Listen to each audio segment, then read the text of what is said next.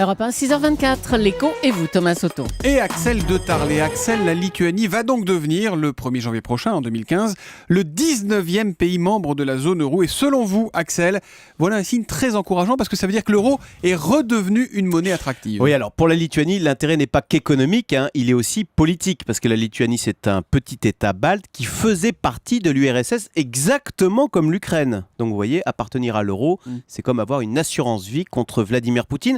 Parce que pour prendre une image, quand vous êtes dans l'Union européenne, vous êtes comme fiancé à l'Europe, mais des fiançailles, ça peut se rompre. Regardez la Grande-Bretagne qui veut sortir de l'Union européenne.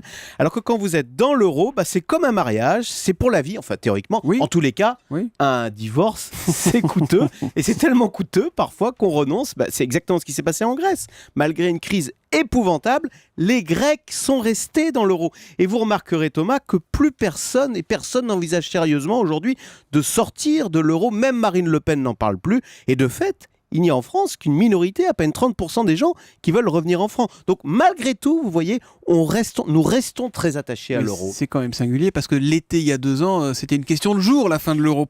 Comment vous expliquez ce revirement, Axel ? Parce que c'est un élément de puissance, c'est un élément supranational. Regardez ce qui arrive à BNP Paribas, menacé d'une amende record simplement parce que cette banque a réalisé une opération tout à fait légale, mais elle l'a réalisée en dollars, la monnaie des Américains. Donc boum, la justice américaine s'en mêle. Donc vous voyez, quand on voit ça, on se dit qu'il faut que l'euro monte en puissance comme grande monnaie mondiale alternative du dollar. C'est pas encore le cas ? Non, elle est que numéro 2 derrière le dollar. Le pétrole se vend en dollars et pas en euros.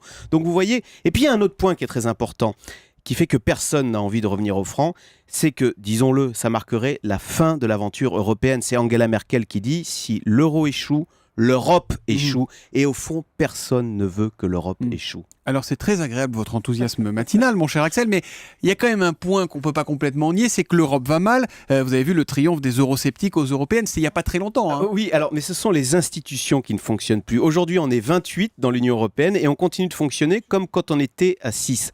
Or, justement, Thomas, figurez-vous qu'avec l'arrivée de la Lituanie dans l'euro, nous allons changer les règles au sein de la Banque Centrale Européenne qui va mettre fin au principe un pays, une voix, qui, reconnaissez-le, est un peu stupide. La Lituanie ne pèse pas autant que l'Allemagne ou la France. C'est fini. Ça y est, il va se fâcher avec les Lituaniens. C'était bien parti, ça y est. On va mettre fin à ce système un pays, une voix. Désormais, ce sera un système de voix pondéré au sein de la Banque centrale, ce qui est bien plus intelligent. Vous voyez que les choses bougent, l'aventure européenne continue et elle se corrige en avançant. Axel, on vous retrouve, vous et votre enthousiasme, à 7h10 dans le Zoom Echo. De quoi nous parlerez-vous ? Alors de l'Allemagne qui veut autoriser l'exploitation des gaz de schiste dès l'année prochaine. Alors bien sûr, ce serait lourd de conséquences et peut-être que ça pourrait nous faire changer d'avis. Eh bien, on verra tout ça dans le Zoom Echo. À tout à l'heure, Axel de Tarlet sur Europe 1. Tout à l'heure. Europe 1, 6h27, dans un instant, le journal de Maxime Soutet.